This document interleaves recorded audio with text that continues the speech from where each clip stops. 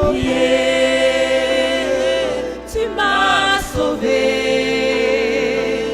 tu m'as aimé par-dessus tout.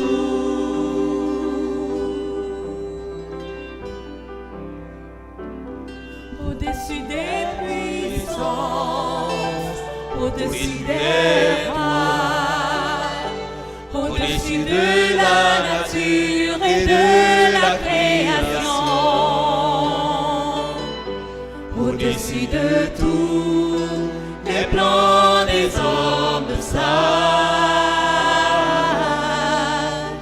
bien avant le monde tu existais, au-dessus des royaumes, au-dessus des trônes, au-dessus des merveilles que ce monde a connues, par-dessus tous les trésors de la terre, rien ne peut mesurer ta valeur. Crucifié, seul abandonné, tu as souffert, méprisé, rejeté, telle une rose foulée sous nos pieds. Tu m'as sauvé, tu m'as aimé par-dessus crucifié, seul abandonné, tu as souffert, méprisé, rejeté, telle une rose foulée sous nos pieds. Tu m'as sauvé, tu m'as aimé par-dessus tout.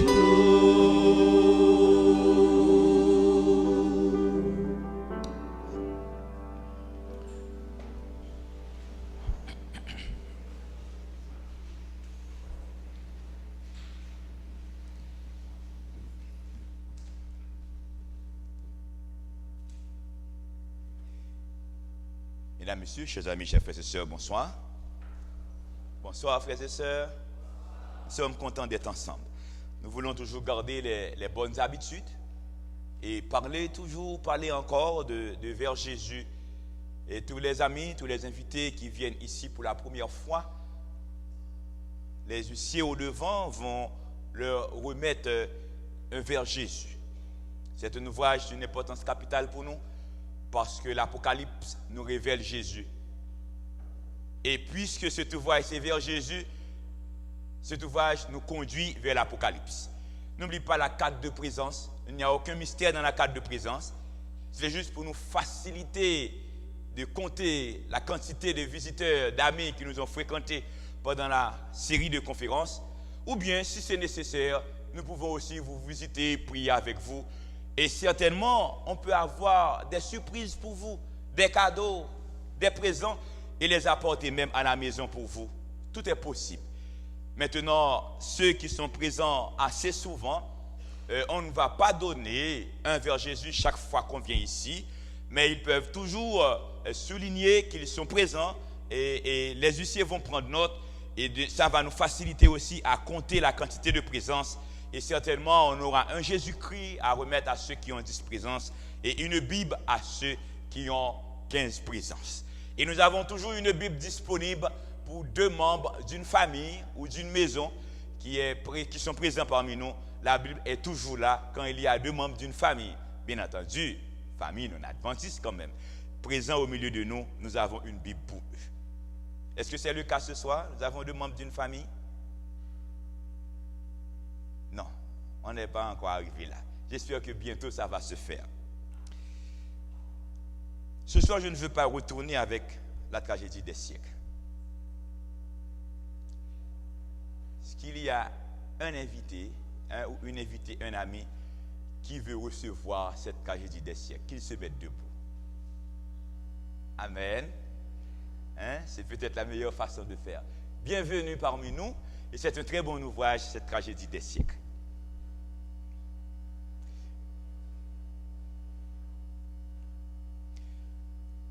Le grand espoir. Ce petit ouvrage, c'est un résumé de la tragédie des siècles. Nous avons 3.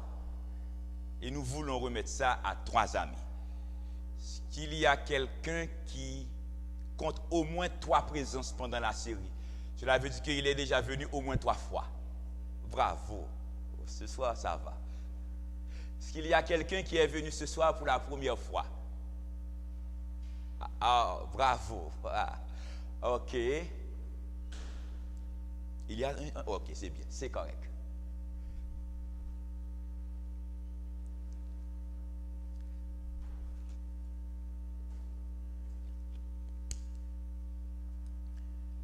Merci, bienvenue à vous tous et bonne lecture.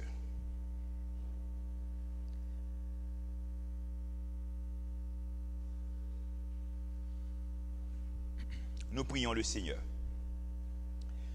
Descends, Esprit du Dieu vivant, sur notre pauvre race qui s'est perdue en poursuivant l'illusion qui passe. Seigneur Jésus, nous étions perdus autrefois en suivant nos désirs, les pensées de nos cœurs, en suivant même les grands maîtres de notre génération, les théories philosophiques. Nous étions perdus. Mais grâce à Jésus, ce soir, nous sommes à la fontaine et la source coule en ce lieu. Nous avons rencontré Jésus en ce lieu et nous sommes ici avec l'assurance en Jésus, nous sommes sauvés. Nous ne sommes plus perdus. C'est hier que nous étions perdus dans nos péchés, dans nos iniquités, dans nos souillures. Avec Jésus, tous nos péchés sont pardonnés et aujourd'hui, nous bénissons le Père. Parce que grâce au ministère de Jésus dans le sanctuaire céleste, grâce au ministère du Saint-Esprit auprès de nous, grâce au ministère du Saint-Esprit pendant cette série de conférences, nous avons l'assurance, la ferme assurance et la conviction profonde que nous sommes sauvés. Ce soir, une fois de plus, mon Père, nous voulons t'écouter nous parler, t'écouter comme les prophètes, les disciples, dans leur temps, t'avaient écouté. Tu n'es pas le Dieu d'une période, tu es le Dieu de l'éternité. Et en tout temps, tu as tes serviteurs. Tu nous as cherchés de très loin, Père des cieux, malgré nos infirmités, malgré nos limites, malgré toutes nos fautes. Grâce à toi, nous sommes pardonnés. Malgré notre ignorance, nous ne savons rien, nous ne connaissons rien. Le Dieu que tu es, nous ne sommes que néants par rapport à toi. C'est en toute humilité que nous nous présentons devant toi pour te supplier, tout comme tu t'es révélé à Jean, révèle-toi à nous ce soir.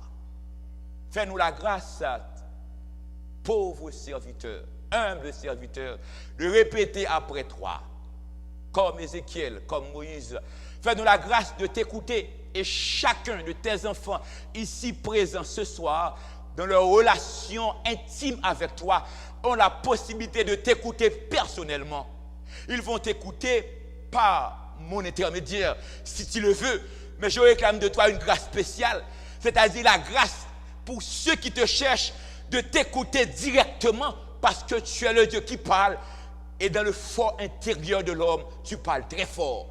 Et pousse les âmes à la repentance. Pousse les frères à la conversion totale. Pousse les amis à prendre position pour toi. Parce que le sens de la vie aujourd'hui, c'est de vivre pour Dieu. Seigneur de grâce, assiste-nous et parle-nous. Cet esprit, je te remets cette salle. Et fais grâce à chacun de nous de sentir ta présence et de voir ta puissance te manifester. Nous sommes dignes de toi, bon Père. Nous t'en prions en Jésus. Amen.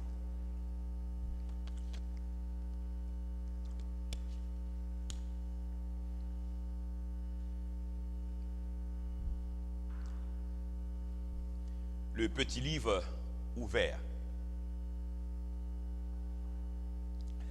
Il y a livre et livre. Nous sommes habitués avec livre dans Apocalypse. Dans Apocalypse 5, on a déjà vu le livre scellé entre les mains de l'Éternel sur son trône. Et que l'un des vieillards, l'ange, a crié qui est capable d'ouvrir le livre. Et l'un des vieillards a donné la réponse. Et la réponse du vieillard, c'était l'agneau immolé qui était en mesure d'ouvrir le livre. Et en ouvrant le livre, il faut d'abord ouvrir les sceaux. On a ouvert les sceaux, on a vu les sceaux, etc.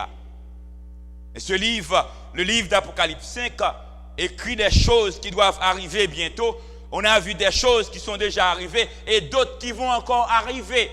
Parce qu'il y a le silence, on attend le silence, on attend encore le 7e sceau. Mais aujourd'hui, on va parler du petit livre ouvert. Si le petit livre est ouvert et on souligne que c'est un livre ouvert, cela signifie que ce livre était fermé. Et Apocalypse chapitre 10, versets 1, 2, 3, je vous invite à lire avec moi. Je vis un autre ange puissant qui descendait du ciel, enveloppé d'une nuée. Au-dessus de sa tête était l'arc-en-ciel, et son visage était comme le soleil, et ses pieds comme des colonnes de feu. Verset 2, il tenait dans sa main un petit livre ouvert. Il posa son pied droit sur la mer et son pied gauche sur la terre. Dans ces versets, il y a des thèmes qui nous sont familiers. On est habitué avec ces thèmes. On a l'habitude de rencontrer déjà ces thèmes dans nos lectures, dans nos études bibliques, et même déjà dans Apocalypse. Un ange puissant, oh oui, un ange puissant a crié dans Apocalypse 5, qui est capable d'ouvrir le livre. Un ange puissant, on a vu hier un autre ange, 7 anges tenant les 7 trompettes, et un autre ange, c'était un ange puissant. Un autre ange puissant aujourd'hui dans Apocalypse 10, verset 1er, et cet ange puissant descend du ciel enveloppé d'une nuée. Oh, hier, on a parlé de nuée. Quand l'ange descendait sur le mont Sinaï pour donner les 10 commandements à Jacob, il était à Moïse, il était enveloppé de nuée. Et parlant de Jacob, l'ange, c'était encore ce même ange, l'ange de Dieu qui disait, je suis le Dieu de Bethel. Il y a d'autres termes encore qui nous sont familiers, arc-en-ciel. Lorsqu'on a vu le trône dans Apocalypse 5, ce trône était environné d'arc-en-ciel. Autour du trône, il y avait l'arc-en-ciel avec la couleur d'émeraude. Et l'arc-en-ciel nous rappelle l'alliance de Dieu. Et à chaque fois qu'on voit arc-en-ciel, sur le trône là-haut, il y a arc-en-ciel. Après le déluge, Dieu a fait alliance avec l'homme. On va voir l'arc dans le ciel, l'arc-en-ciel. Cela veut dire que quoi qu'il arrive, malgré les détresses, Dieu ne nous oublie pas. Et cet ange descend, et en descendant, cet ange est enveloppé d'une nuée. Au-dessus de sa tête était l'arc-en-ciel. Son visage comme le soleil, ses pieds comme des colonnes de feu. On a l'habitude déjà de rencontrer ces thèmes. Et puisque l'ange s'identifie nuée, arc-en-ciel, soleil, colonne de feu, cet ange qui tient le petit livre ouvert, ça nous donne déjà une idée de qui il s'agit. Hier, on a vu l'ange qui tenait l'encensoir et qui fait le pont entre le trône de Dieu et les saints. Il n'y a pas autre médiateur, il n'y a pas autre qui fait le pont, il n'y a pas autre qui est intercesseur, sinon que Jésus-Christ et Jésus-Christ seul. Il est seul intercesseur, il est seul intermédiaire entre Dieu et homme. Mais l'ange d'aujourd'hui est enveloppé de nuées, arc-en-ciel autour de sa tête, visage comme le soleil, ses pieds comme des colonnes de feu. Et bien encore dans Apocalypse et même dans toute la Bible, on va voir cet ange de qui il s'agit. D'où l'ange puissant d'Apocalypse 10, verset 1er, c'est le Fils d'homme. Ce Fils d'homme, c'est celui qui s'est révélé à Jean, révélation de Jésus-Christ. Et même dans la première vision de Jean, il s'est identifié comme fils d'homme. Et on va voir les caractéristiques qui se présentent dans Apocalypse 10. Ce sont ces caractéristiques qui identifient le fils d'homme d'Apocalypse 1er. Je vis un autre ange puissant qui descendait du ciel, enveloppé d'une nuée. Au-dessus de la tête était l'arc-en-ciel, et son visage était comme le soleil, et ses pieds comme des colonnes de feu. Et il cria d'une voix forte, comme rugit un lion. Quand il cria, les 7 tonnerres firent entendre leur bruit. Caractéristiques de l'ange, visage, soleil, pieds, colonne de feu, voix, cri d'un lion. Alors, allons dans Apocalypse 1er. Apocalypse 1er, verset 10, que dit Jean? Je fus ravi en esprit au jour du Seigneur, et j'entendis derrière moi une forte voix comme le son d'une trompette. Jean a entendu une voix comme le son d'une trompette. La voix comme le son d'une trompette, la voix comme le cri d'un lion, c'est une voix majestueuse, c'est une voix forte qui a une annonce importante à faire. Et au milieu de 7 chandeliers, quelqu'un ressemblait à un fils d'homme, vêtu d'une longue robe et ayant une ceinture d'or sur la poitrine. Toujours Apocalypse 1er, verset 15, ses pieds étaient semblables à les reins ardents, comme s'il eût été embrasé dans une fournaise, et sa voix était comme le bruit de grandes eaux. Apocalypse 10, verset 1er, nous dit, ses pieds étaient comme des colonnes de feu. Entre les colonnes de feu et les pieds étaient comme de l'airain ardent, comme s'il eût été embrasé dans une fournaise. Pieds embrasés dans une fournaise, pieds comme des colonnes de feu, pieds en feu, les reins ardents dans de fournaises, d'où c'est l'éclat de feu. Cela veut dire que celui qui est le fils d'homme, dans Apocalypse 1er, qui a donné les révélations à Jean, qui révèle ce qui est Jésus-Christ, et d'autres révélations sur ce qui va venir. Parce que tout l'Apocalypse tourne autour de Jésus. Jésus est le personnage central de l'Apocalypse, le fils d'homme qui s'est révélé. Et tout l'Apocalypse tourne autour des événements qui vont arriver. De Jean jusqu'à nous. Certains événements sont déjà arrivés et d'autres vont arriver. Et Jésus, dans l'Apocalypse, nous annonce ce qui doit arriver. Au verset 16, Apocalypse 1er, il avait dans sa main droite 7 étoiles. De sa bouche sortait une épée aiguë et 2 tranchants. Et son visage a 2 tranchants. Et son visage était comme le soleil lorsqu'il brille dans sa force. Cela veut dire que les caractéristiques de l'ange puissant qui tient le petit livre ouvert, cet ange avec des pieds colonnes de feu, c'est le fils d'homme, des pieds comme embrasés en airain ardent, avec le visage comme le soleil, le fils d'homme qui s'est révélé à Jean. Avec la voix comme le cri d'un lion. Ici, on a la voix comme le son de trompette, la voix comme le bruit de grandes eaux. Ce n'est pas exactement un lion qui crie, mais c'est que la voix, c'est une voix forte, c'est une voix majestueuse, d'où l'ange puissant qui tient le petit livre dans Apocalypse 1er, verset 10. Cet ange, c'est le Fils d'homme, cet ange, c'est Jésus. Alors, mesdames, messieurs, frères et sœurs bien-aimés, si on ne connaît pas Apocalypse, on ne connaît pas Jésus.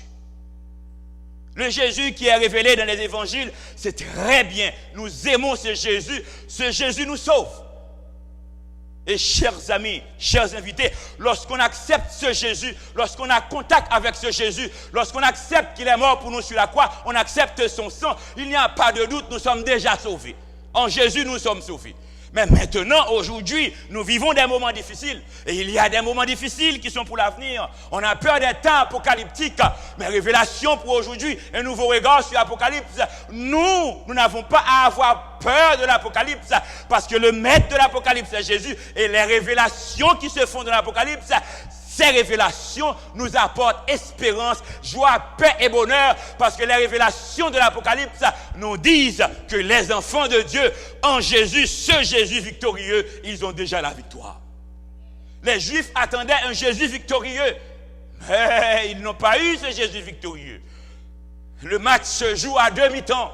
On a déjà eu un Jésus serviteur souffrant. Mais l'Apocalypse nous présente le Jésus glorieux, le Jésus tout-puissant. Et tout l'Apocalypse, c'est Jésus. Nous avons déjà vu Jésus au milieu des chandeliers. Nous avons déjà vu l'agneau sur le trône, prenant le livre scellé de 7 sceaux. Nous avons déjà vu Jésus ouvrir les sceaux. Nous avons déjà vu Jésus avec l'encensoir comme souverain sacrificateur. Et quand nous prions, ces prières passent par l'encensoir avec la fumée des parfums pour aller sur le trône.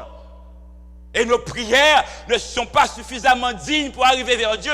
Mais ce parfum sur le trône, c'est Jésus qui ajoute ce parfum. Et nos prières sur le trône sont déjà exaucées. Et ce soir, nous allons voir encore Jésus comme ange puissant avec le petit livre ouvert. Cela veut dire que tout Apocalypse, c'est Jésus. Si on veut parler de Jésus, si on veut connaître Jésus, le Jésus qui règne, le Jésus qui va venir, il faut connaître Apocalypse. Et dans Apocalypse 10, verset 1er, on a vu aussi que l'ange puissant était environné de nuées.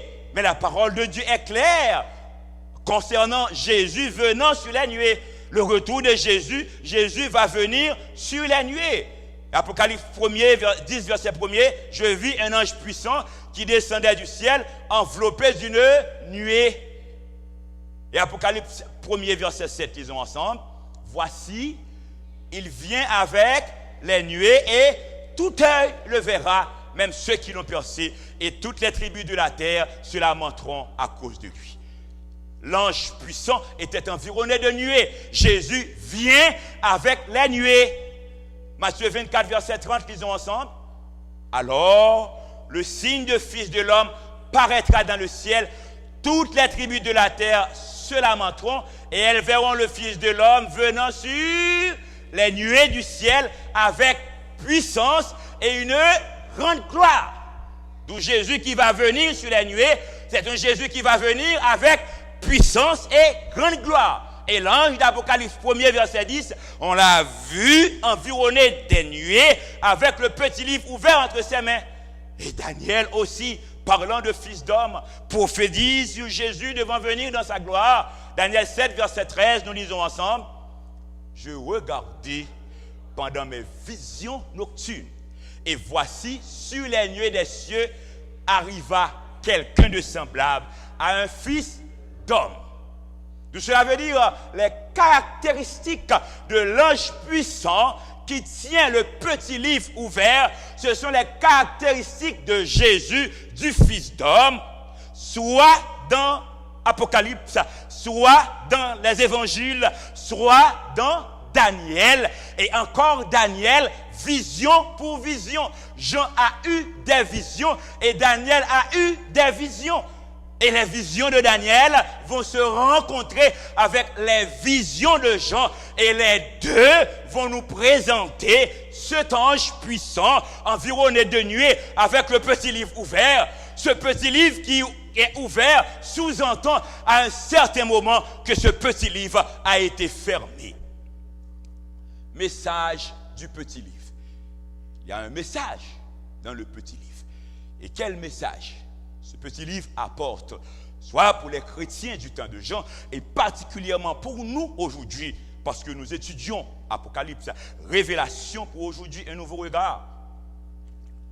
Et ce soir, nous sommes dans Apocalypse 10, avec l'ange qui tient le petit livre ouvert. Message du petit livre. Apocalypse 10, verset 2, il tenait dans sa main un petit livre ouvert, il posa son pied droit sur la mer et son pied gauche sur la terre. Cela veut dire que ce message est un message universel. C'est un message pour toute la terre. C'est un message qui nous fait penser au message des 3 anges, à toute tribu, toute nation, toute langue et tout peuple. Et le verset 5 nous dit, et l'ange que je voyais debout sur la mer et sur la terre leva la main vers le ciel.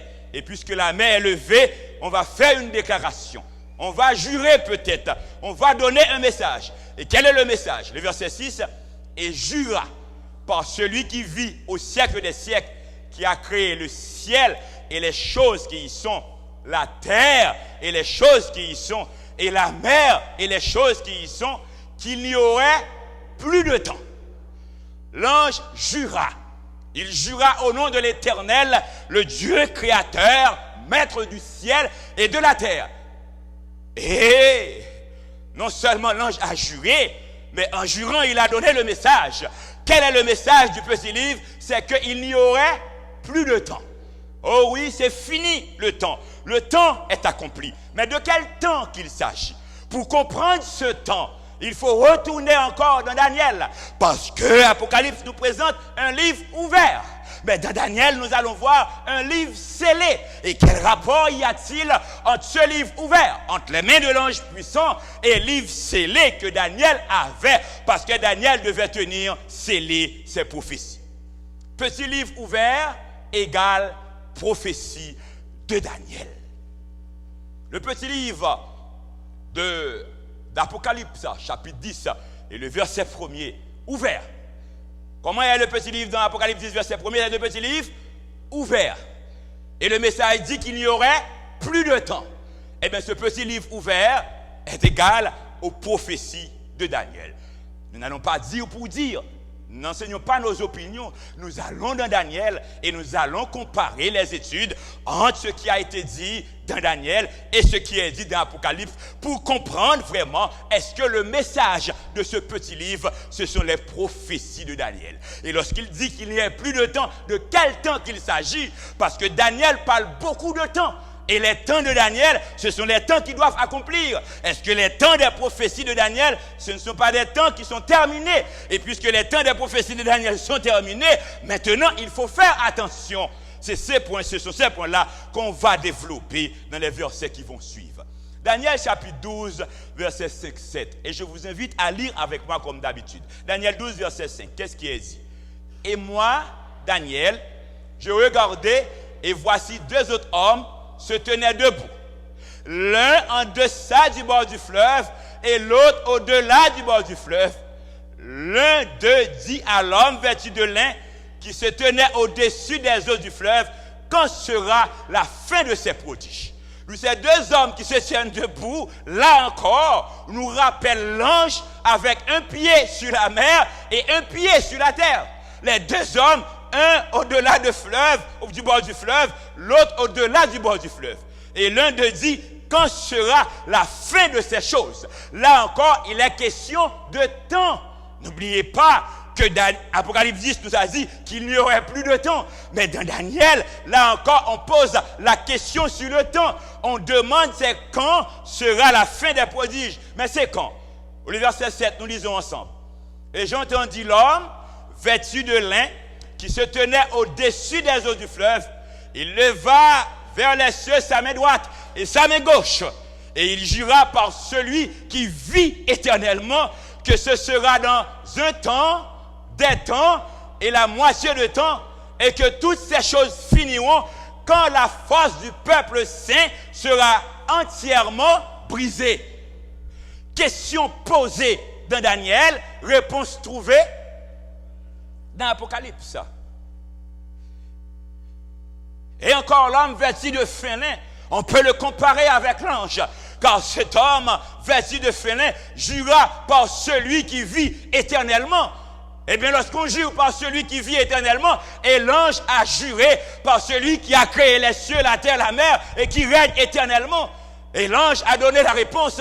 La réponse de l'ange, c'est qu'il n'y aura point de temps. Mais ici, l'homme vêtu de félin répond à la question, c'est quand ce sera la fin des prodiges. Mais il dit ce sera un temps, des temps et la moitié d'un temps. Mais un temps, des temps et la moitié d'un temps, c'est pas tous les temps. Même avec un temps, des temps et la moitié d'un temps, 1260 jours ou 42 mois, là encore ce n'est pas suffisant. Il faut attendre que la force du peuple saint sera entièrement brisée. C'est-à-dire après la grande persécution du Moyen-Âge, il y aura encore persécution, il y aura encore tribulation, jusqu'à ce que la force du peuple saint soit entièrement brisée. Quand la force du peuple saint est entièrement brisée, c'est la fin du temps. De quel temps il s'agit? Il s'agit du temps prophétique, il s'agit du temps des prophéties de Daniel. Et l'ange avec livre ouvert, le message de l'ange dans le petit livre ouvert, le message dit qu'il n'y aurait point de temps, c'est-à-dire la question posée, le temps qui devrait se dérouler dans Daniel 7, ce temps est accompli, ce temps est fini dans Apocalypse 10 avec le petit livre ouvert. Et Daniel, lui, dans ses prophéties, Dieu lui avait dit de tenir scellé les prophéties, de tenir scellés les livres. Eh bien, les livres qui sont scellés, ce livre est ouvert dans Apocalypse chapitre 10. Oh, Daniel priait Dieu, Daniel a eu des visions, Daniel a eu des révélations, mais malheureusement, très souvent, Daniel ne les avait pas compris. Parfois, l'ange Gabriel vient pour expliquer, mais on n'a pas eu toutes les explications, parce que certaines explications vont donner jusque dans l'Apocalypse, et nous avons ces explications aujourd'hui par la grâce de Dieu. Daniel 12, verset 4 et verset 9, je vous invite à lire avec moi. 3. Daniel tient secrète ses paroles et scelle le livre jusqu'au temps de la fin. Plusieurs alors le liront. Tient secrète ses paroles et scelle le livre. Le livre est scellé. Pour quel temps? Jusqu'au temps de la fin. Mais Apocalypse 10, verset 3 nous dit il y aurait plus de temps. Plusieurs alors le liront et la connaissance augmentera. Oh, parfois on se trompe. On dit toutes sortes de choses parlant de la connaissance augmentera. Cette connaissance qui va augmenter, ce n'est pas la connaissance scientifique. Cette connaissance qui va augmenter, ce n'est pas la connaissance philosophique. Cette connaissance qui va augmenter, ce n'est pas la connaissance humaine. La parole de Dieu est claire, que le sage ne se glorifie pas de sa sagesse, que le fort ne se glorifie pas de sa force, que l'homme de science ne se glorifie pas de sa science, que celui qui est intelligent ne se glorifie pas de son intelligence, que celui qui doit se glorifie d'avoir connu l'Éternel des armées. Et comment connaître l'Éternel sans connaître Jésus? Dieu se révèle en Jésus. Jésus a été fait homme. La connaissance augmentera, on va connaître Jésus. Et si on connaît Jésus, on connaît les prophéties. Si on connaît Jésus, on connaît les temps. Et le verset 9 nous dit, il répondit, va Daniel, car ces paroles sont tenues secrètes et scellées jusqu'au temps de la fin. Les paroles qui ont été tenues secrètes et scellées jusqu'au temps de la fin, ces paroles sont révélées. Car Apocalypse 10, verset 2, il tenait dans sa main un petit livre ouvert. Mais dans Daniel 12, le petit livre était fermé. Les prophéties étaient scellées jusqu'au temps de la fin. Il n'y aurait plus de temps. Puisqu'il n'y a plus de temps, c'est le temps de la fin. Et c'est le temps de lire les prophéties de Daniel. C'est le temps d'étudier les prophéties de Daniel. Et l'église adventiste du 7e jour, sa force, ce sont les prophéties de Daniel et le livre de l'Apocalypse. La force de l'église adventiste, ce n'est pas le courant théologique moderne. La force de l'église adventiste, ce n'est pas la théologie de libération. Nous sommes dans le sanctuaire. Nous venons des matrices du sanctuaire. Et puisque nous venons des matrices du sanctuaire, le sanctuaire est dans Daniel. D'où nous devons nous identifier et nous situer, savoir qui nous sommes et où nous allons. C'est pourquoi nous ne devons pas avoir peur. Par la grâce de Dieu en Jésus-Christ, les prophéties de Daniel accomplies en Apocalypse, ce sont les prophéties. C'est l'origine de l'église adventiste. C'est la matrice de l'église adventiste. Il est temps de cesser de faire comme les autres, de parler comme les autres. Nous les respectons dans leur opinion, dans leur foi et dans leurs convictions. Nous ne sommes pas une église protestante comme les autres, mais nous sommes une autre église. Nous avons un autre message, sans être prétentieux. Oh, je me souviens, j'ai une dame, une vieille dame, un personnage qui est très proche de moi. Elle est protestante. Je ne veux pas dire quelle église. Lorsque ses enfants, qui sont mes amis très proches, lisent les livres de Daniel et Apocalypse. Et la maman disait, le pasteur m'a dit, le chrétien ne doit pas lire ces livres parce que Daniel dit que le livre est scellé. Le livre est scellé, le chrétien ne doit pas lire ces livres-là. Béni soit l'Éternel, cette dame aujourd'hui est devenue adventiste parce qu'elle a lu Daniel, elle a lu Apocalypse. Et je vous donne la garantie, n'ayez pas peur, nous ne voulons pas choquer les gens, nous les respectons, mais nous sommes obligés, condamnés. C'est l'ordre de l'Éternel de prêcher l'évangile de l'Éternel. Nous sommes obligés de prêcher Daniel et Apocalypse. C'est là que la décision va avoir lieu. Ce n'est pas en prêchant pour plaire aux gens. On a développé un évangile par le temps qui court. C'est un évangile qui plaît les gens. Oui, il faut les respecter, mais nous devons prêcher l'évangile de l'Éternel. Et l'Apocalypse, c'est l'évangile. car l'Apocalypse, c'est la bonne nouvelle. La bonne nouvelle, cette terre marche vers sa fin. Il y aura destruction, catastrophe bientôt, mais ce n'est pas Apocalypse qui est destruction, catastrophe, mais nous nous assurons, dans Apocalypse, nous avons la victoire, parce que Jésus nous donne déjà la victoire. Il tenait dans sa main un petit livre ouvert, et petit livre ouvert, parce qu'il n'y aurait plus de temps, et Daniel nous avait dit que le livre était scellé jusqu'au temps où sera brisée entièrement la force du peuple saint. Enseignement de Jésus concernant Apocalypse. Qu'est-ce que Jésus a enseigné? Que dit Jésus par l'Apocalypse là? Que dit Jésus concernant Daniel?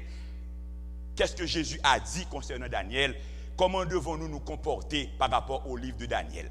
Jésus a dit dans Matthieu 24, verset 15, je vous invite à lire avec moi. C'est pourquoi, lorsque vous verrez l'abomination de la désolation dont a parlé le prophète Daniel, établi en le sein, que celui qui lit fasse attention. Pourquoi doit-on faire attention? On fait attention parce qu'il y a quelque chose d'important qui se dit ou qui va se faire. On fait attention parce que c'est sérieux. On fait attention parce que le temps est accompli. On fait attention parce que dès qu'on arrive à la fin de la réalisation des prophéties de Daniel, c'est clair, c'est évident, Jésus revient. On fait attention parce que Daniel nous a dit, voici les prophéties, voici ce qui va se faire. Et à la fin de ces choses, c'est le Saint-Esprit qui va se prononcer. Certainement, il n'y aurait plus de temps. Le Saint-Esprit n'est pas encore prononcé.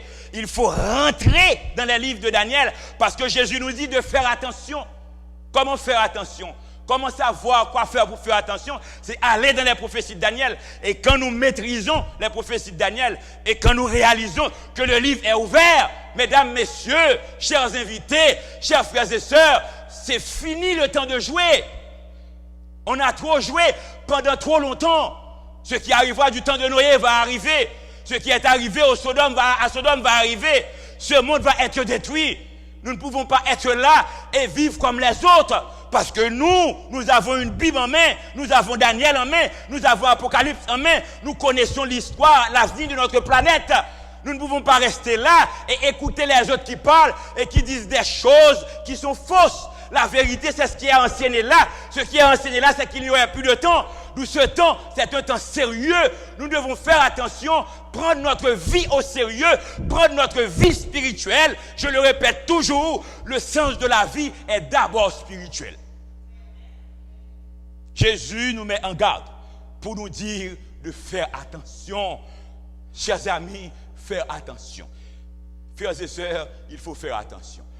Ne continuez pas à vivre comme les autres. On est à l'église seulement pour être à l'église parce que le temps est accompli. Mystère de Dieu. Mystère de Dieu. L'ange, dans le petit livre ouvert, nous a parlé du mystère de Dieu. Et aujourd'hui, à la longueur de la journée, on répète toujours ces mystères, c'est un mystère. Beaucoup de choses. La Trinité, c'est mystère. Et autre chose encore, c'est mystère. L'incarnation de Jésus, c'est mystère. Et à travers la Bible, c'est mystère. Qu'en est-il de mystère de Dieu? Apocalypse 10, verset 7. Lisons ensemble. Mais qu'au jour de la voix du 7e ange, quand il sonnerait de la trompette, le mystère de Dieu s'accomplirait, comme il l'a annoncé à ses serviteurs, les prophètes. Il y avait un mystère. Les mystères ont été annoncés aux prophètes. Le mystère de Dieu va s'accomplir. Maintenant, pour connaître ce mystère, il faut retourner aux prophètes. Et particulièrement le prophète Daniel. Et quand on étudie le prophète Daniel, le mystère est révélé. Car les prophètes, 1 Pierre 1, verset 10-12 nous dit, les prophètes qui ont prophétisé touchant la grâce qui vous était réservée, ont fait de ce salut l'objet de leur recherche et de leur investigation. Ce mystère a été pendant longtemps l'objet des recherches et des investigations des prophètes. Mais pour aboutir à quoi? Voulant sonder l'époque et les circonstances marquées par l'Esprit du Christ qui était en eux et qui attestait d'avance les souffrances du Christ et la gloire dont elles seraient suivies. Et verset 12, disons ensemble, il leur fut révélé que ce n'était pas pour eux-mêmes, mais pour vous, qu'il était les dispensateurs de ces choses que vous ont annoncé maintenant ceux qui vous ont prêché l'évangile. D'où maintenant, quand on vous annonce l'évangile, le mystère est révélé. Les prophètes ont fait des recherches. Les prophètes ont reçu l'Esprit de Dieu. L'Esprit du Christ a été dans les prophètes pour que les prophètes cherchent les mystères, percent les mystères. Ces mystères leur ont été révélés pour vous. Et aujourd'hui, lorsque vous étudiez l'évangile, lorsque vous comprenez l'évangile, lorsque vous pénétrez l'évangile, ce mystère est révélé. Il n'y a plus de mystère. C'est pourquoi il faut prendre du temps pour étudier la parole de Dieu. Mystère révélé, Colossiens 2, verset 2-3. Ce mystère, c'est quoi? Lisons ensemble. Pour connaître le mystère de Dieu, savoir Christ. Restez là. Le mystère de Dieu, c'est quoi? Christ. Quand on connaît Christ, on perce les mystères de Dieu. Mystère dans lequel sont cachés tous les trésors de la sagesse et de la science. Christ est une source extraordinaire. C'est une richesse extraordinaire. Et quand on connaît Christ, on connaît tout. Parce qu'en Christ sont cachés tous les trésors de la sagesse et de la science. Mais c'est un mystère révélé quand on connaît Christ. Colossiens 4, verset 3, qu'est-ce qui est dit? Lisons ensemble. Priez en même temps pour nous, afin que Dieu nous ouvre une porte pour la parole, en sorte que je puisse annoncer le mystère de Christ pour lequel je suis dans les chaînes. Paul a été dans les chaînes. Paul a été en prison. Mais quoi qu'en prison, alléluia. Aujourd'hui, on est libre, on travaille, on est fatigué, on n'a pas de temps, on fait ci, on fait ça. Et pourtant, on est chrétien. C'est bien. Il n'y a rien de mauvais. On veut être chrétien comme Paul. Mais Paul, quoi qu'en prison, demande à ses frères de faire quoi? De prier pour lui, de telle sorte que quand il parle, quand il prêche, il puisse annoncer le mystère du Christ. Et il est dans les chaînes pour le mystère du Christ. Cela veut dire que quand l'évangile est prêché, quand on étudie les prophéties, quand on pénètre les œuvres des prophètes que les prophètes ont laissées pour nous, c'est pour nous révéler le mystère. Et ce mystère, c'est Jésus. Et ce mystère, le livre est ouvert. Si du temps de Daniel, le livre était scellé, mais dans Apocalypse 10, le livre est ouvert. Et puisque le livre est ouvert, est-ce qu'il y a mystère? Il n'y a plus de mystère. Il n'y a plus de mystère. Qu'est-ce qui va se faire? Que révèle le livre? Le livre nous révèle ce que le Christ est. Le livre nous révèle ce que le Christ va faire. Apocalypse nous apprend ce que Jésus est. Donc, si vous aimez Jésus, vous êtes appelés à aimer Apocalypse. Et Apocalypse nous apprend ce que Jésus va faire. Et ce que nous dit Daniel, ce que nous dit Apocalypse, c'est ce qui se fera. Le mystère est révélé, accomplissement du mystère. Apocalypse 10, verset 7. Lisons ensemble. Mais qu'au jour de la voix du 7e ange, quand il sonnerait de la trompette, le mystère de Dieu s'accomplirait. C'est quand le mystère s'accomplirait? C'est quand le 7e ange sonnerait de la trompette. Hier, nous avons vu l'introduction aux trompettes. Avant d'entrer dans les trompettes, on nous a présenté encore l'ange avec l'encensoir, les prières des saints pour monter sur le trône. Après, ce sera le son des trompettes. Mais quand on arrive au 7e trompette, le mystère de Dieu va s'accomplir. Il n'y a aucun mystère. Et ce mystère, c'est un mystère que nous connaissons. Comment connaître ce mystère? On connaît ce mystère à travers Christ, parce que le mystère, c'est Christ. Au son de la 7e trompette, le mystère de Dieu s'accomplirait comme il l'a annoncé à ses serviteurs, les prophètes. Maintenant, au son de la 7e trompette, qu'est-ce qui va avoir lieu? Qu'est-ce qui nous attend? Que nous prédit Apocalypse? L'avenir nous réserve quoi? Parfois, on court derrière la réussite matérielle. On court pour être gradué, c'est bien. On travaille pour avoir de l'argent, c'est bien. Moi aussi, j'en ai besoin. On veut avoir des privilèges politiques. On cherche une position sociale. Et parfois, nous voulons être plus être social que être spirituel. Mais cependant, il y a un mystère qui est révélé à nous pour nous dire c'est où nous allons, qu'est-ce que l'avenir nous réserve? Nous marchons tous, nous avons une destinée, la terre a une destinée, notre génération a une destinée, et cette destinée, il ne nous reste pas de temps, parce que le temps s'accomplirait, pas de temps. S'il y avait du temps, le temps de Daniel, mais dans Apocalypse 10, le livre est ouvert, il n'y a plus de temps. L'accomplissement de ce mystère, 7e trompette, qu'est-ce qui se fera? Apocalypse 11, versets 15 à 17, lisons ensemble. Le 7e ange sonna de la trompette, et il y eut dans le ciel des fortes voix qui disaient: le royaume du monde est remis à notre Seigneur et à son Christ, et il régnera au siècle des siècles. Amen. Quel mystère? L'accomplissement du mystère, c'est quoi? L'accomplissement du mystère se fera au son de la 7e trompette. Et quand l'ange sonna la 7e trompette, qu'est-ce qui a eu lieu? Une forte voix disait que le royaume du monde est remis à notre Seigneur et à son Christ, et il régnera au siècle des siècles. Si le royaume du monde, au son de la 7e trompette, est remis à Christ, cela veut dire, avant le son de la 7e trompette, le royaume du monde n'est pas à Christ. Le royaume du monde n'est pas à Christ aujourd'hui. Car dans Matthieu 4, Christ disait à Jésus: si tu m'adores, je te donnerai tous ces royaumes. Le royaume du monde n'est pas aujourd'hui à Christ.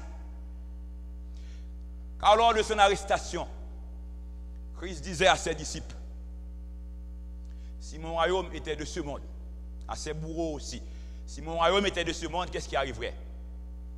Mes serviteurs auraient combattu pour moi. Et c'est pourquoi lorsque Pierre a coupé l'oreille de Malchus, Jésus a replacé l'oreille. Le royaume du monde, c'est un royaume de violence. Il n'y a pas de violence en Christ. Le royaume du monde, c'est un royaume de mensonge. Il n'y a pas de mensonge en Christ. Le royaume du monde, c'est un royaume d'iniquité. Il n'y a pas d'iniquité en Christ. Le royaume du monde, c'est le royaume de péché. Et c'est pourquoi, si on reste attaché au royaume du monde, on ne peut pas être chrétien authentique. Nous ne sommes pas citoyens du monde. Nous vivons dans le monde. Mais si on est vrai chrétien, on est citoyen du royaume du Christ. Et si on veut être vrai chrétien, on fait un choix. C'est le choix d'être citoyen du royaume du Christ.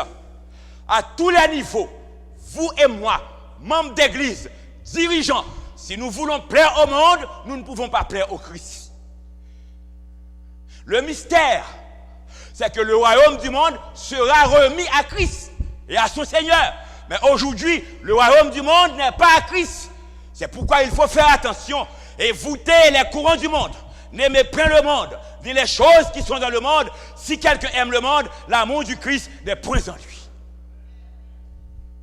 C'est peut-être un mystère, mais le mystère est révélé. Dieu a créé la terre pour l'homme. La terre est à nous. Nous n'avons pas écouté Dieu. Nous avons écouté la voix du serpent. Et dans Luc, il a dit, lorsque Satan dit à Jésus: tu m'adores et je te donnerai les royaumes du monde, car il m'a été donné. Nous avons donné les royaumes du monde à Satan. Et généralement, un peu partout, ceux qui dirigent le monde, ils sont sous la domination de Satan. Le royaume du monde sera à Christ. C'est quand? C'est au son de la 7e trompette. Le 7e ange sonna de la trompette dans le ciel, des fortes voix qui disaient: le royaume du monde est remis à notre Seigneur et à Christ, et il régnera au siècle des siècles. Oh, c'est là la confusion pour les frères aînés juifs. Quand l'ange a annoncé à Marie, l'enfant sera appelé fils du Très-Haut, il régnera sur le royaume de Jacob éternellement, et ce règne n'aura point de fin. Mais le match à demi-temps, le Christ de l'Ancien Testament, c'est pas ce Christ qui va, pas le Christ de l'Ancien Testament, le Christ serviteur souffrant, le Christ qui était venu. Ce n'était pas ce Christ qui va dominer le monde éternellement, mais le Christ de l'Apocalypse. La révélation qui est faite, le mystère révélé au son de la 7e trompette nous dit que le royaume du monde est remis à notre Seigneur. Et quand le royaume du monde sera remis à notre Seigneur, en ce moment, vous et moi, nous serons au pouvoir. Et notre pouvoir, ce ne sera pas un pouvoir pour un temps, car le royaume du monde sera remis à Christ éternellement. C'est ce que Daniel nous a annoncé. Dans le temps de ces rois, une petite pierre sans le secours d'aucune main frappe par les pieds de la statue et il va former une grande montagne qui remplit toute la terre et ce royaume ne va pas passer sous la domination d'un autre royaume. C'est-à-dire que le royaume que nous attendons, le mystère révélé, Jésus qui va revenir, concentrez-vous sur le retour de Jésus, concentrez-vous sur ce mystère parce que ce royaume, c'est le seul royaume éternel. Et quand le royaume du monde est remis à Jésus, Apocalypse 11, versets 16-17, lisons ensemble. Et les 24 vieillards qui étaient assis devant Dieu sur le trône se prosternèrent sur leur face et ils adorèrent. Ils adorèrent Dieu. Oh, nous avons déjà vu les 24 vieillards dans l'Apocalypse et les 4 êtres vivants adorèrent. Ils avaient adoré parce que Christ avait racheté pour Dieu par son sang les habitants de tout royaume, toute nation, tout peuple et toute langue. Cela veut dire que tout le monde appartenait au royaume de Satan. Christ les avait rachetés. Il était adoré en prenant le petit livre de la main de celui qui est assis sur le trône dans Apocalypse 5. Mais aujourd'hui encore dans Apocalypse 10, les 24 vieillards se prosternèrent pour adorer. Dans Apocalypse 5, les 24 vieillards étaient seuls. Nous disons que les 24 vieillards, ce sont les prémices. Ils sont avant nous. Ce sont ceux qui étaient ressuscités avec Jésus. Ce sont les hommes. Ce sont les prémices. Mais ils ont jeté leur couronne aux pieds du trône. Quand l'agneau immolé recevait le petit livre, mais quand le royaume du monde sera remis à notre Christ, maintenant, nous serons là pour adorer Jésus parce que définitivement, nous aurons remporté la victoire pour le siècle des siècles. Et les vieillards adoraient en disant, Apocalypse 11, verset 17, que disaient les vieillards? Nous te rendons grâce, Seigneur Dieu Tout-Puissant, qui est et qui était, de ce que tu as saisi ta grande puissance et pris possession de ton règne. Amen. Il a saisi sa grande puissance et il a pris possession de son règne. La terre sera dominée par Jésus-Christ pour le siècle des siècles. Ce sera le prochain pouvoir universel. Et nous sommes candidats pour être citoyens de ce royaume. Et nous ne sommes pas seulement candidats quand on est chrétien authentique.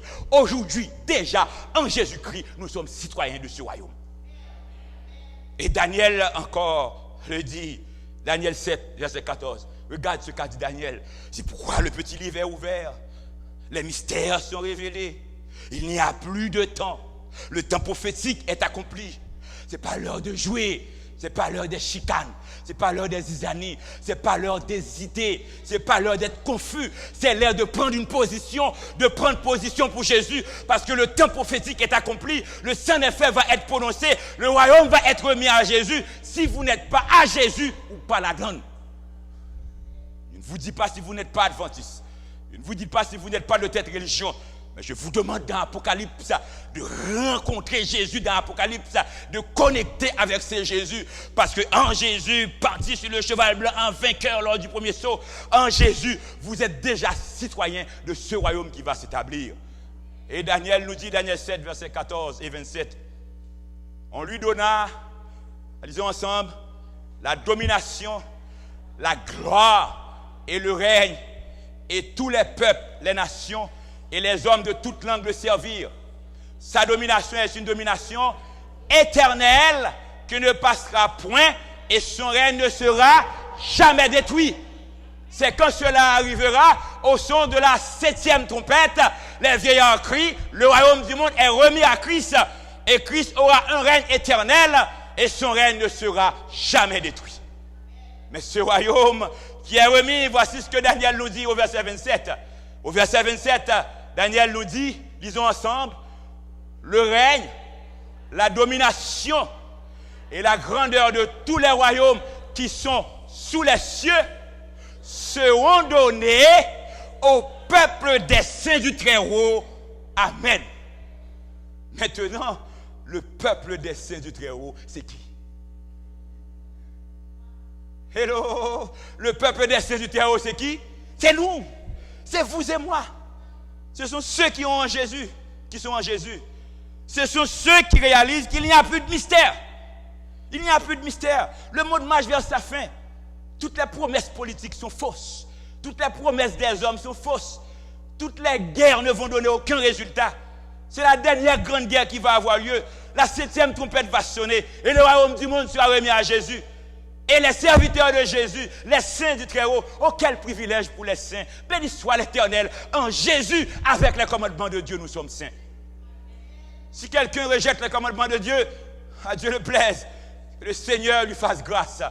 Si quelqu'un rejette Jésus, que le Seigneur lui fasse grâce. Mais hier, nous avons vu, lorsque l'ange puissant prit l'encensoir, les prières des saints sont dans l'encensoir, avec la fumée. Cette fumée, ce sont les mérites du Christ. Et quand nous prions, nos prières montent. Grâce aux mérites du Christ, nos prières sont sur le trône et toutes nos prières sont exaucées en Jésus-Christ. Ça, c'est les saints. C'est le privilège des saints. Mais les saints encore, aujourd'hui, quand l'ange puissant ouvre le petit livre, les secrets sont révélés, les mystères sont révélés, tout est clair. Daniel nous l'a dit, Apocalypse nous l'a dit, les veilleurs sont en adoration, le royaume du monde sera remis à Jésus-Christ. Mesdames, messieurs, frères et sœurs, qu'est-ce qui a la priorité pour vous ce soir?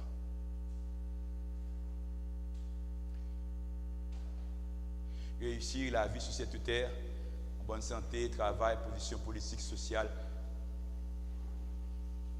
Et ensuite, on est perdu, ou bien être citoyen du royaume de Jésus-Christ. La plus grande bénédiction que le Seigneur a pour vous ce soir, ce n'est pas que vous soyez guéris.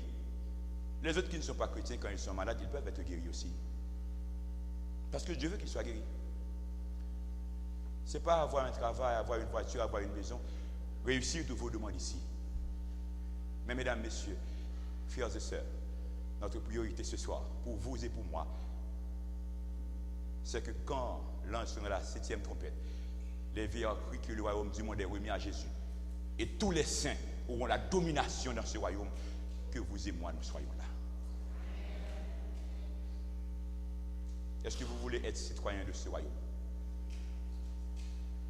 Est-ce que vous voulez faire un geste plus éclatant pour dire au Seigneur, Seigneur, je veux être citoyen de ton royaume? Réfléchissez, rentrez en vous-même. Dis à Jésus que vous voulez remettre à Jésus toute votre vie ce soir et dire à Jésus, je veux être citoyen de ton royaume. Ce soir, je prends la décision d'être citoyen de ton royaume. Celui ou celle qui veut être citoyen de ce royaume, et prier de se mettre debout pour dire à Jésus, je veux être citoyen de ton royaume. Tandis que Sœur Elmaz va chanter pour nous, à travers ce chant que Sœur Elmaz va chanter, c'est Jésus qui vous appelle. On peut dire qu'on est citoyen du royaume, mais peut-être qu'on n'a pas encore de passeport. Peut-être qu'on n'a pas encore sa carte de citoyenneté. Nous allons terminer avec une prière de consécration pour tous ceux qui veulent s'engager ou se réengager avec Jésus. Et dire, même lorsqu'on était à l'église, mais il y avait beaucoup de choses qu'on n'avait pas compris.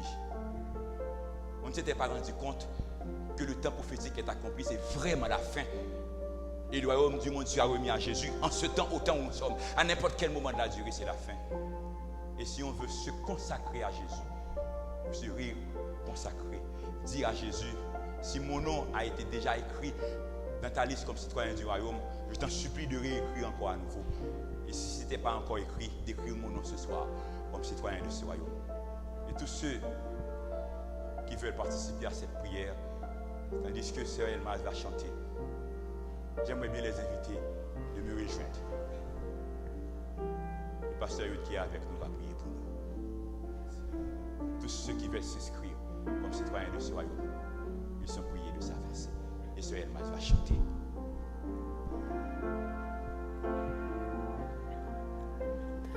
Entends-tu, Jésus t'appelle. Viens au pécheur, il t'attend. À cette voix si fidèle, tu résistes à trop souvent. Laisse entrer le roi de gloire. Ouvre ton cœur à Jésus. Laisse entrer le roi de gloire. Hâte-toi, ne tarde plus. Les vanités de la terre, le monde vil et trompeur ont assez longtemps, mon frère, rempli ta vie et ton cœur. Laisse entrer le roi de gloire.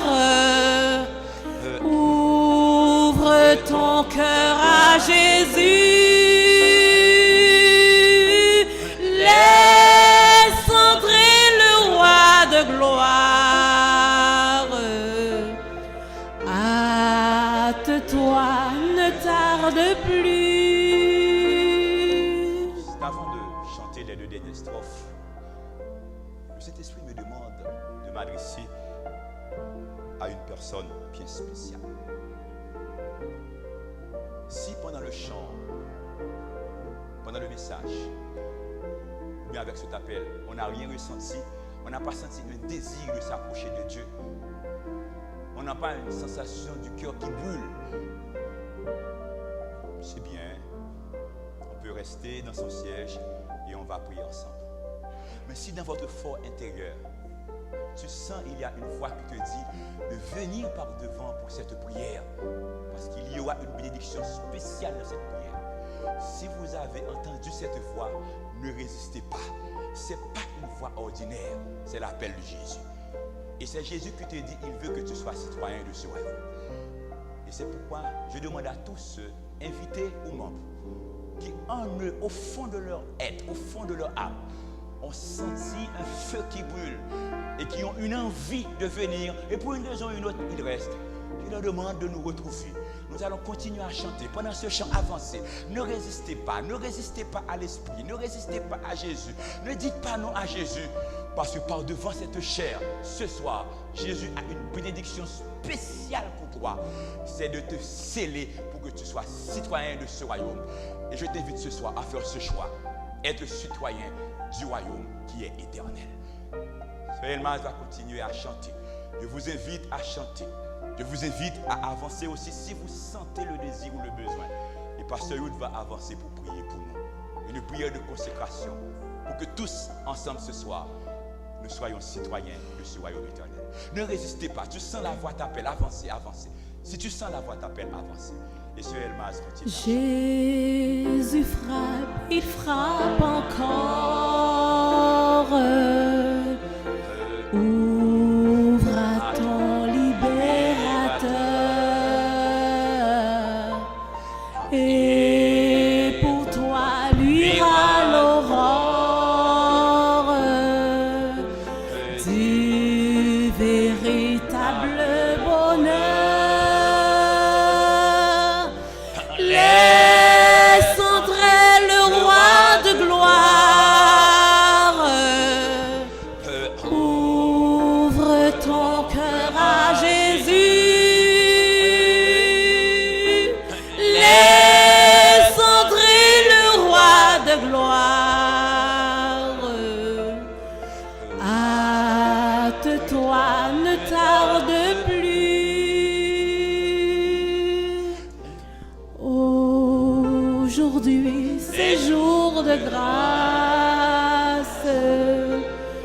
Ne compte pas sur demain.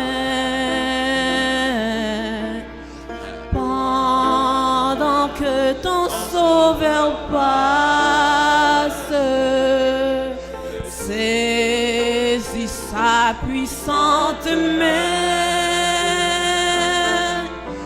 Laisse entrer le roi de gloire. Ouvre ton cœur à Jésus.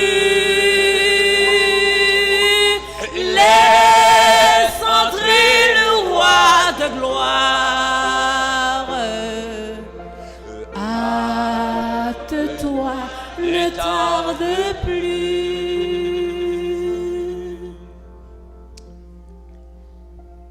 Notre Dieu, notre Père,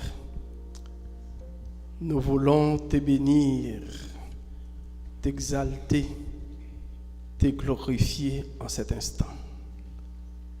Tu es le Dieu qui cherche l'homme. Amen. Et tu nous invites ce soir.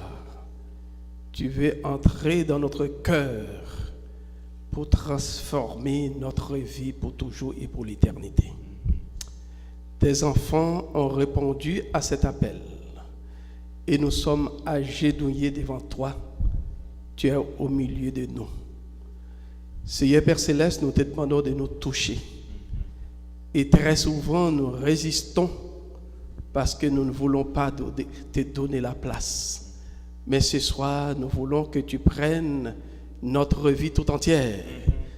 Parce qu'avec toi, nous sommes des gagnants. Et sans toi, nous sommes des perdants.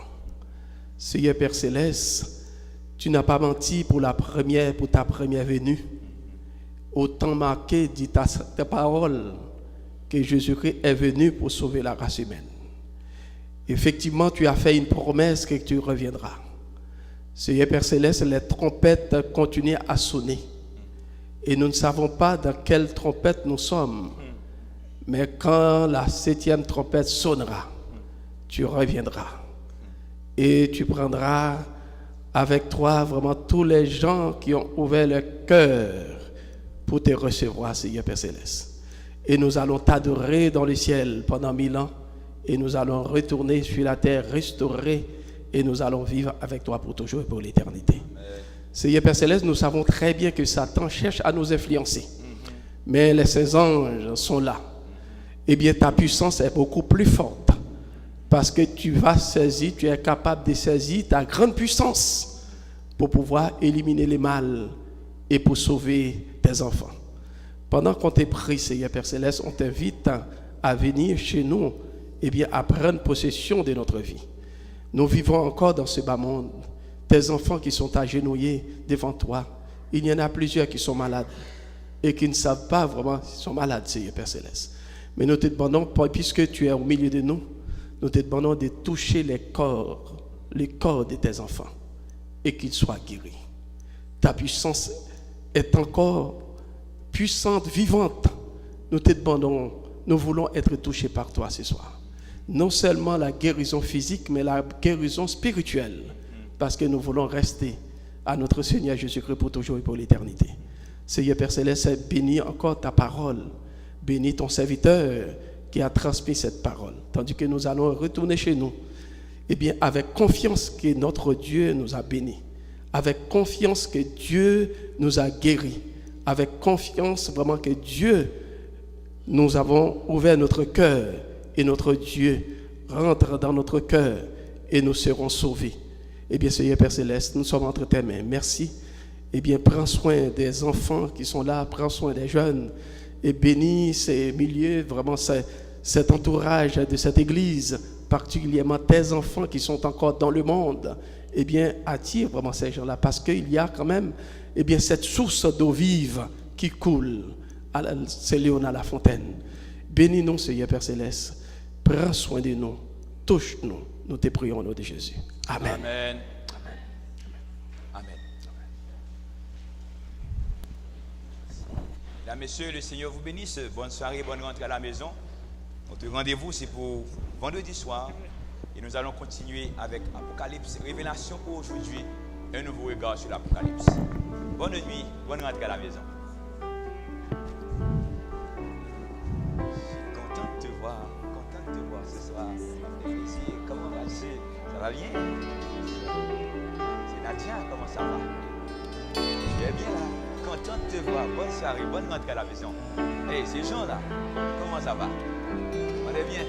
Très content de te voir. Hein? J'espère que tu seras avec nous. Au-dessus des puissances, au-dessus des rois, au-dessus de la nature et de la création, au-dessus de tous les plans des hommes sages.